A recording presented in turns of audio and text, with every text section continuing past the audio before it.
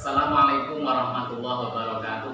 Waalaikumsalam warahmatullahi wabarakatuh. Bismillah, alhamdulillah, mabadu. Sebelumnya kami ucapkan terima kasih kepada Pak Ilham selaku pendamping guru, calon guru penggerak Pengadilan Fakultas Semarang. Yang saya hormati juga Pak Edi Mulyono selaku rekan jawab guru pengampu mata pelajaran PAI SMK Durian. Pada hari ini saya akan melakukan rangkaian kegiatan yaitu pasca observasi sebagai tindak lanjut dari kegiatan observasi yang minggu kemarin kami lakukan kepada rekan sejawat kami Pak Edi. Untuk itu kami akan melakukan kegiatan pasca observasi ini yang nanti kami akan menindaklanjuti dari kegiatan observasi kemarin.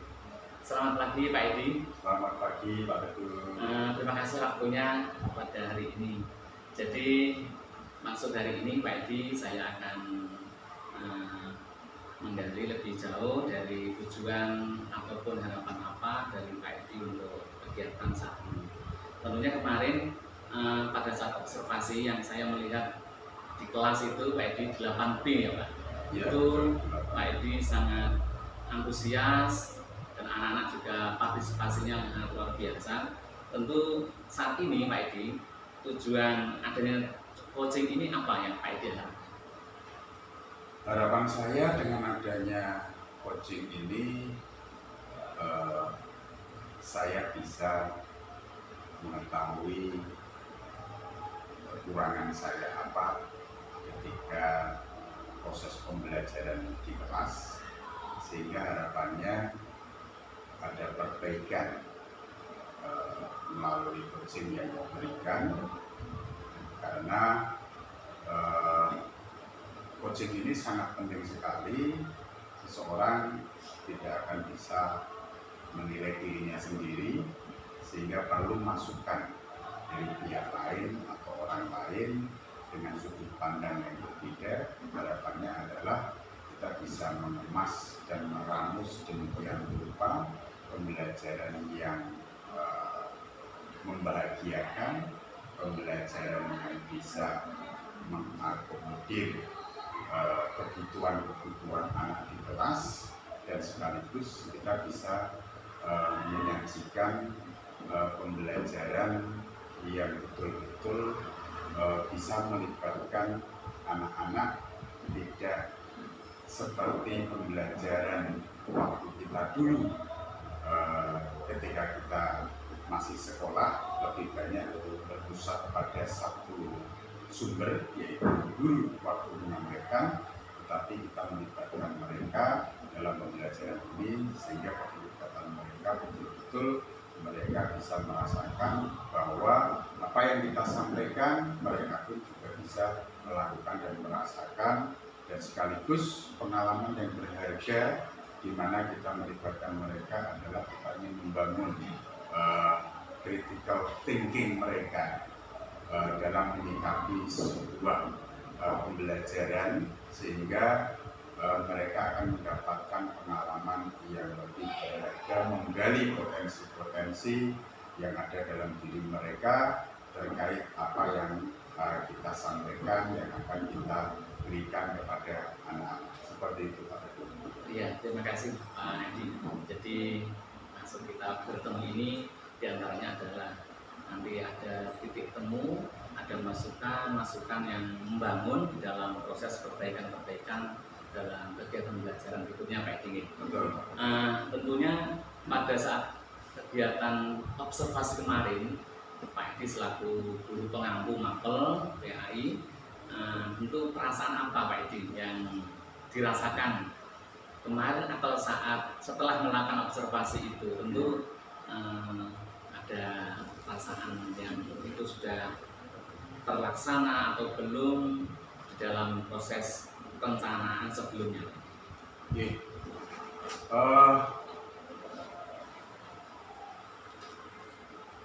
Selama 3 jam pelajaran saya menyampaikan pembelajaran di kelas, setidaknya 85-90% sudah tercapai, di mana saya melihat antusiasme anak-anak dalam merespon apa yang saya sampaikan terkait materi Al-Quran menjadi sebuah rujukan untuk kita sebagai manusia dalam mengemban amanah Allah, yaitu melestarikan alam supaya alam ini bisa kita tinggali semakin baik lagi, karena ini merupakan tanggung jawab kita semuanya dan itu harus kita mulai sejak dini.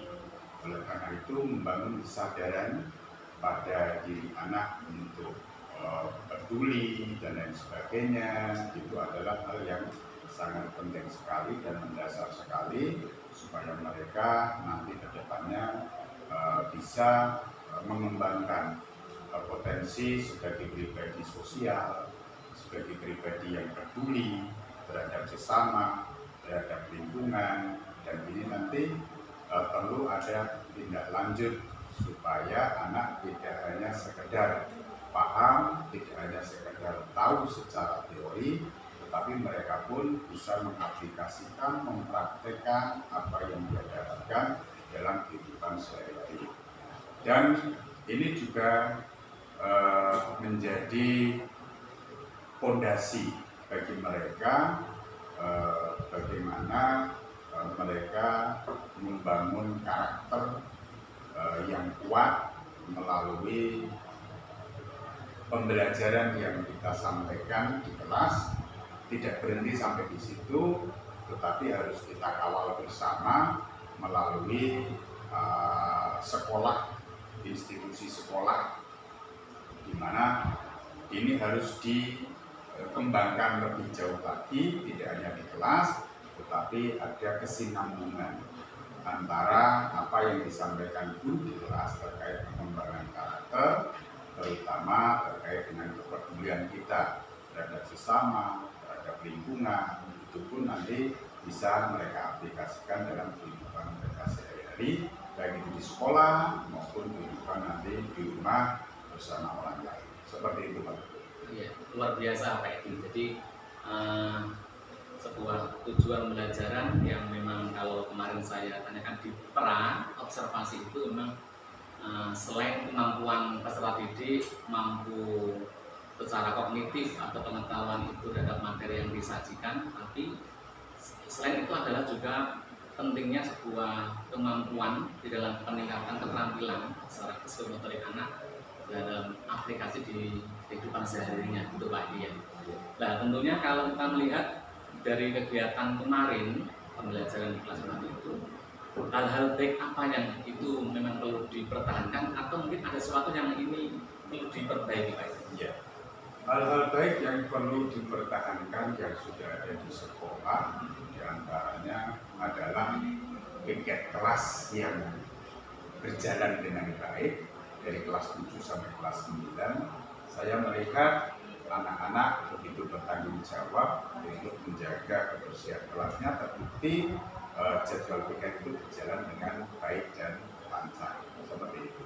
Kemudian yang namanya anak kadang-kadang ada sikap atau kondisi yang membuat mereka malas dan sebagainya. Alhamdulillah saya melihat pada saat itu saya pernah mengajar di jam terakhir Pak Teguh, itu ada 1 atau 2 anak yang saat itu sebenarnya dia itu bertugas untuk piket, tapi dia enggan untuk piket.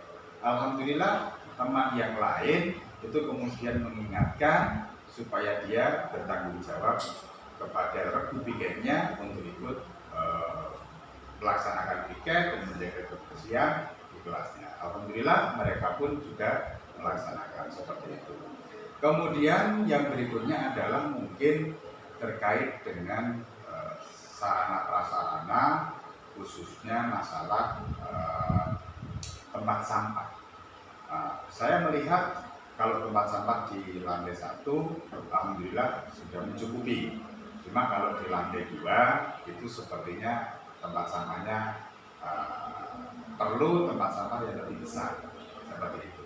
Mungkin kita perlu memberikan pemahaman kepada anak karena sampah itu ada beberapa macam. Mungkin kita bedakan antara sampah organik dan sampah non organik seperti itu. Harapannya apa?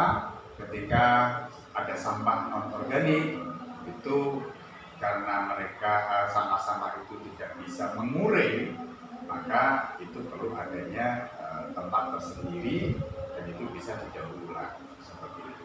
Adapun tempat sampah yang organik mungkin nanti perlu kita tindak lanjuti, ada edukasi kepada anak-anak bagaimana untuk mengolah sampah menjadi sesuatu yang bermanfaat, menjadi sesuatu yang berharga, yang bernilai tambah. Mungkin ada satu edukasi kepada mereka bagaimana mengolah sampah yang baik dan itu bisa kita manfaatkan untuk menjadi pupuk tanaman yang ada di lingkungan sekolah. Seperti itu, Pak.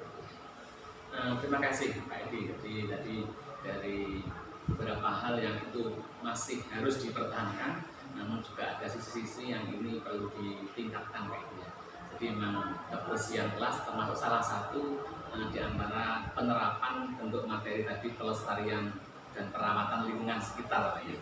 Nah memang tadi Pak Edi di awal sampaikan bahwa dalam tujuan belajar itu sudah hampir 70-80% terlaksanakan ya. Dan saya yakin Pak Edi tentunya ada keinginan dari skala ataupun peningkatan itu akan diraihkan gitu ya. Nah, kira-kira rencana ke depan itu apa yang akan dilakukan oleh Pak Edi supaya tentu lebih meningkat lagi dalam proses pembelajarannya Pak Edi? Terima kasih Pak Teguh. Saya berencana mungkin kalau kondisi mendukung, anak-anak ingin saya ajak untuk pembelajaran outing di luar sekolah, melibatkan dinas lingkungan hidup, bagaimana mengolah sampah menjadi sesuatu nilai tambah seperti itu. Seandainya itu memungkinkan, karena di Semarang ada sebuah media yang mereka itu bisa menerima terkait pembelajaran outing anak-anak sekolah terkait tentang pengelolaan sampah yang bernilai tambah seperti dinas lingkungan hidup seperti itu.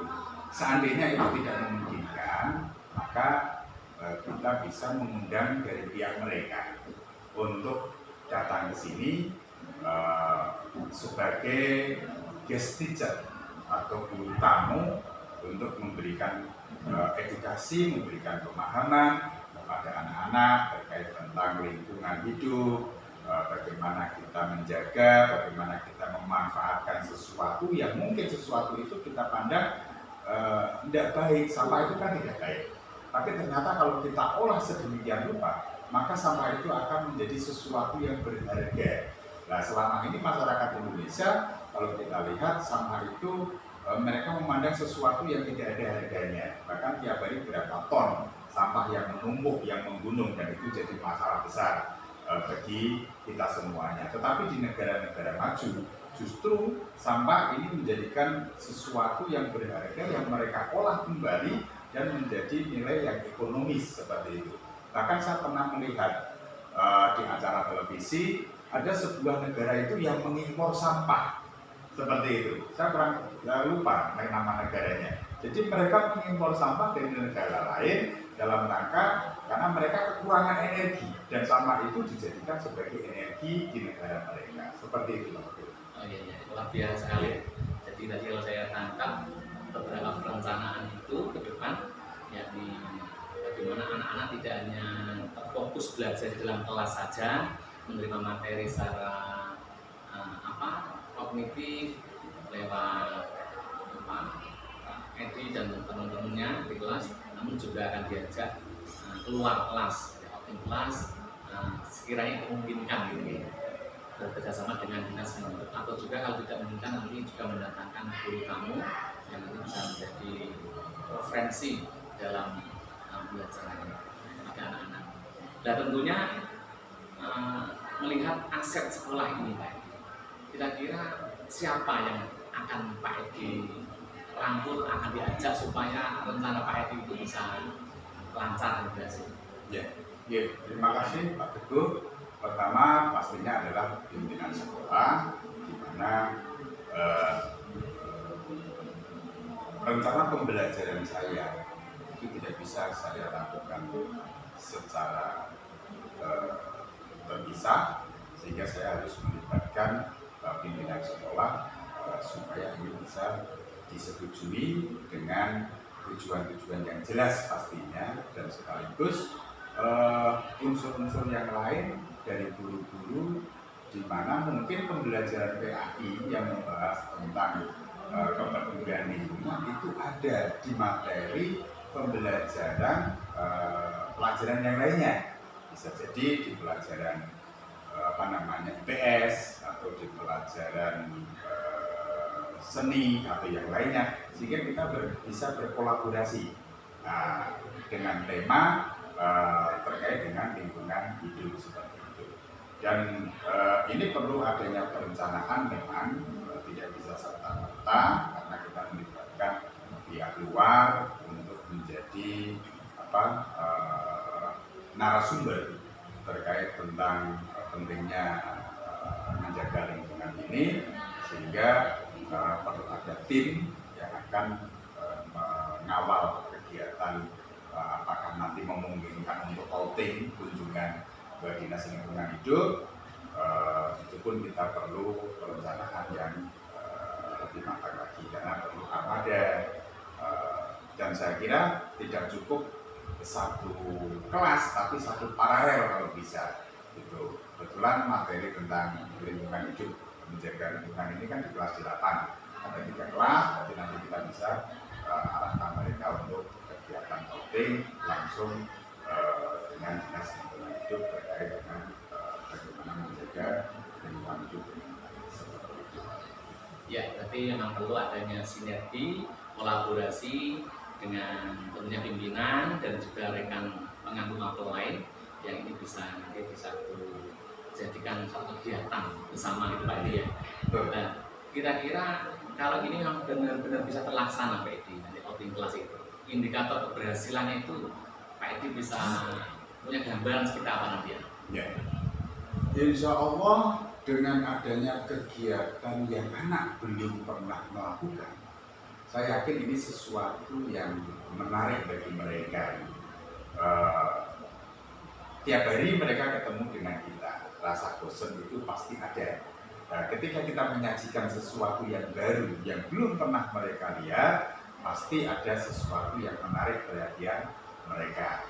Seperti itu. Dan saya yakin mereka akan antusias sekali untuk mengikuti kegiatan ini, apalagi mungkin mereka belum pernah melihat sampah yang menurut kita itu tidak berharga, kemudian di sana diolah menjadi sesuatu yang ekonomis. Harapannya adalah dalam benak anak-anak itu, sekiranya di lingkungan mereka ada sesuatu yang menurut mereka tidak berharga, contohnya sampah, mereka bisa menjadi pionir untuk mengajak warga-warga yang lain di sekitarnya untuk memanfaatkan sampah menjadi sesuatu nilai tambah yang ekonomis.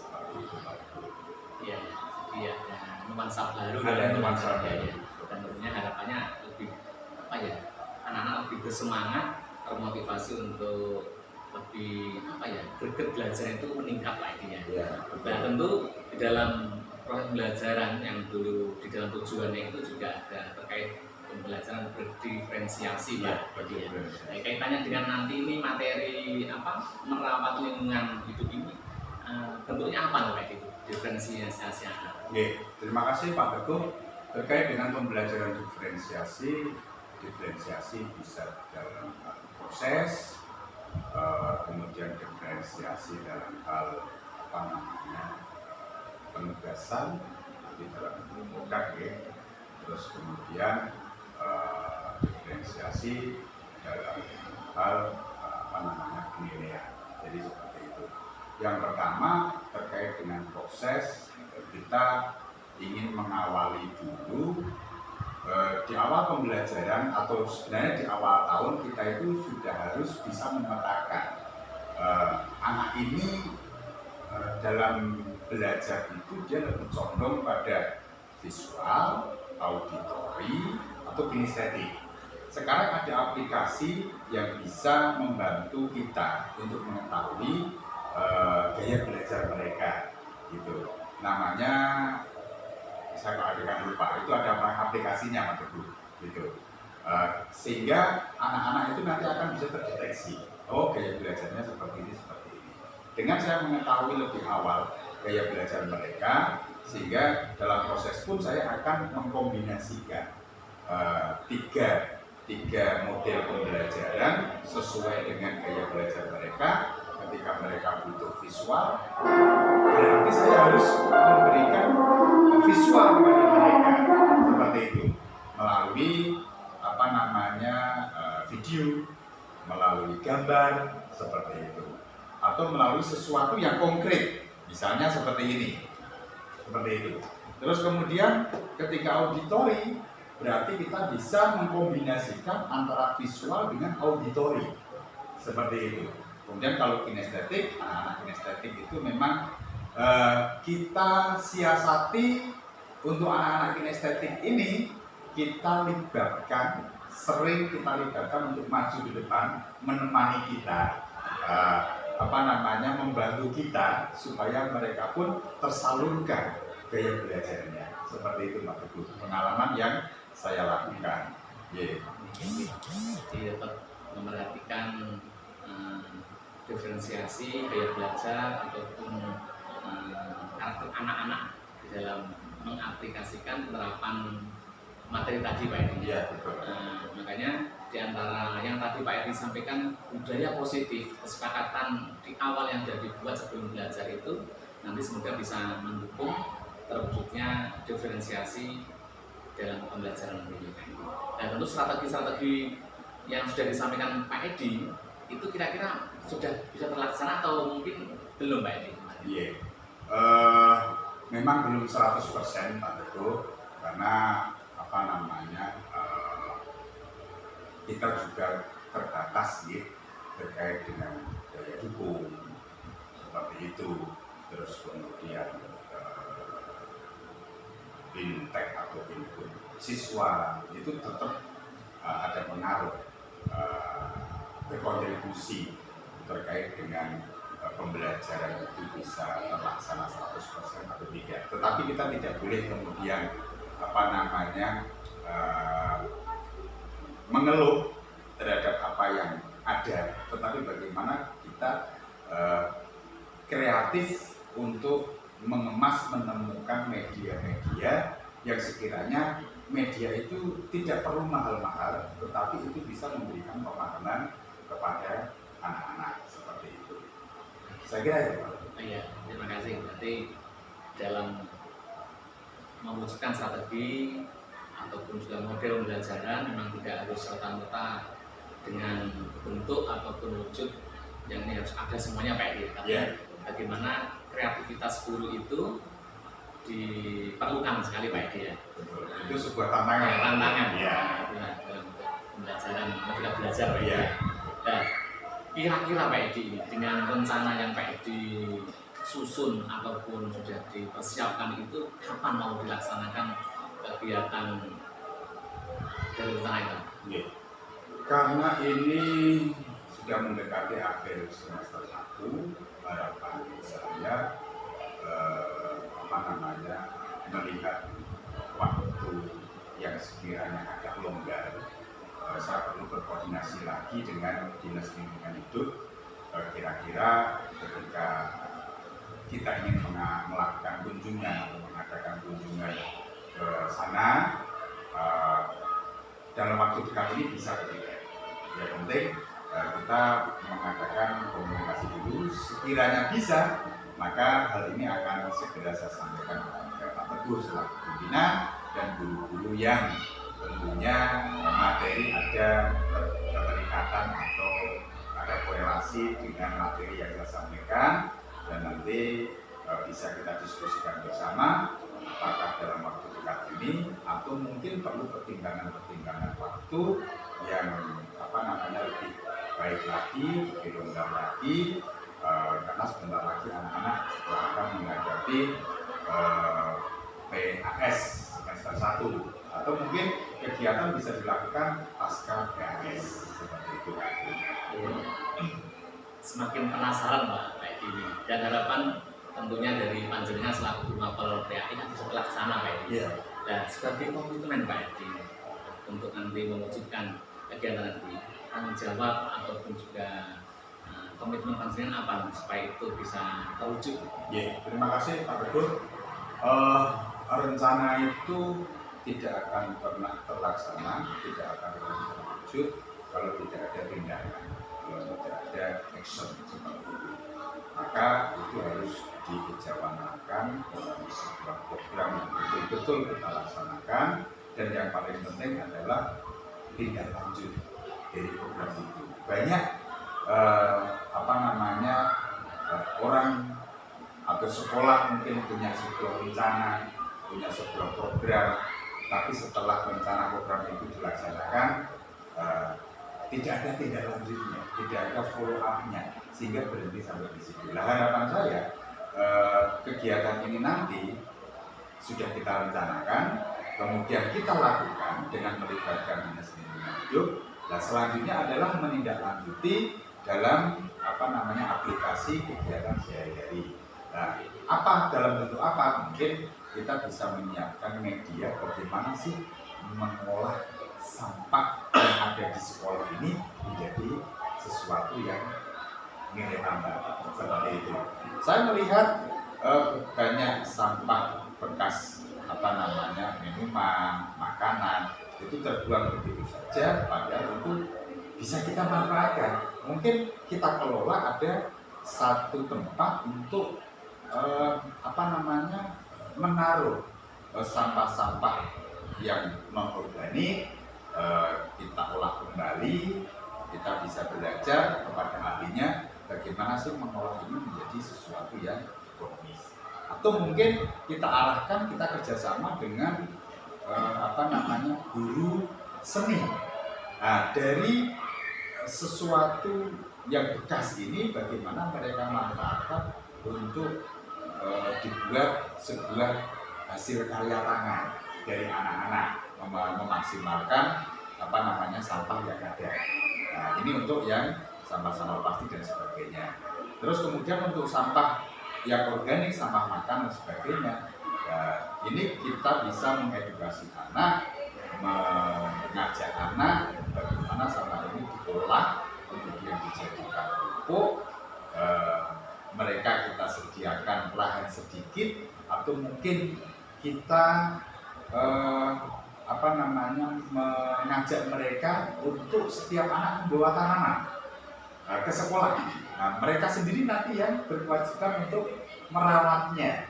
Nah, dengan apa? Dengan pupuk yang kita buat sendiri, seperti itu. Nah, ini nanti akan memberikan manfaat yang lebih, tidak hanya kepada anak, tetapi juga kepada sekolah. Nah, harapannya juga, Ibu, saya punya cita-cita bagaimana sekolah itu menjadi media untuk belajar anak menjadi seorang entrepreneur, seperti itu. Jadi tidak melulu dicekoki dengan pelajaran-pelajaran yang selama ini kita dapatkan, tetapi bagaimana kita arahkan mereka untuk menjadi seorang entrepreneur, seperti itu. Bagaimana memanage, bagaimana mengemas dan sebagainya. Nah, bisa jadi nanti dengan adanya pupuk buatan kita bisa bekerja sama dengan pihak lain, kemudian kita coba untuk memasarkan sampah produk SMP atau Yuria, seperti itu kan. Dinas-dinas yang terkait UMKM itu justru akan sangat bagus sekali. Intinya sekolah open minded, sebisa mungkin mengadakan kerjasama dengan pihak luar supaya apa yang dibutuhkan oleh anak itu bisa kita penuhi.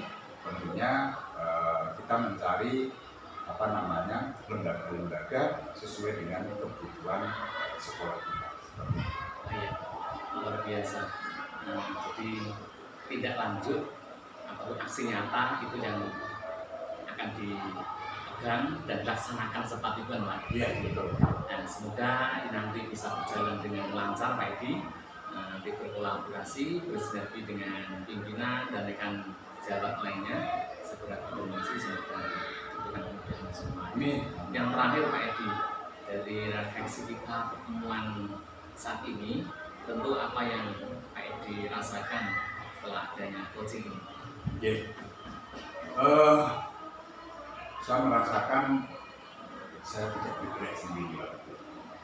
Jadi saya didukung oleh sekolah dalam hal ini Pak Teguh sebagai pimpinan, sebagai kepala sekolah. Hal ini pastinya nanti akan melibatkan semua pihak, semua guru, bahwa rencana ini bukan hanya rencana satu orang, tapi rencana ini adalah rencana kita bersama.